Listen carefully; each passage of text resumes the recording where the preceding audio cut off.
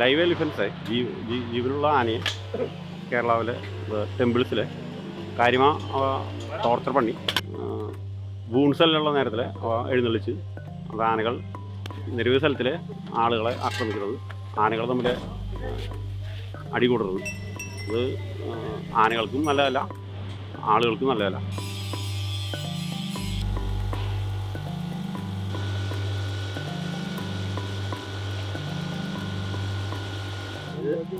ഞങ്ങളിപ്പോൾ ചെയ്യണത് നമ്മൾ ആർട്ട് വർക്കുമായിട്ട് നമ്മൾ സ്റ്റാർട്ട് ചെയ്തതാണ്.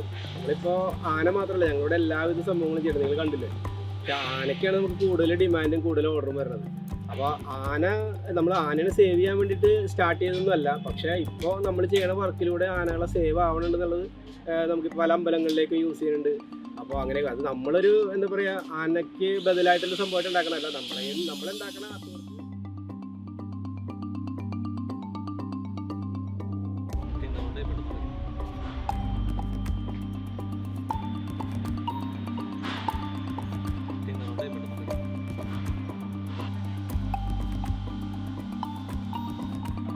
During a festival season,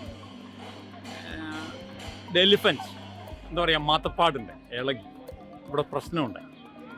അപ്പോൾ ആനയുടെ ഇപ്പോൾ അതോടെ ആ ഉത്സവത്തിൽ ആനേനെ ഉപയോഗിക്കേണ്ടെന്ന് തീരുമാനിച്ചു.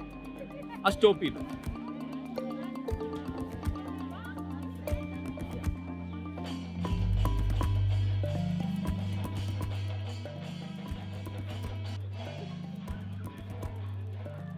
We are not bothered about the cost and all. We are actually bothered about the safety and security of our devotees.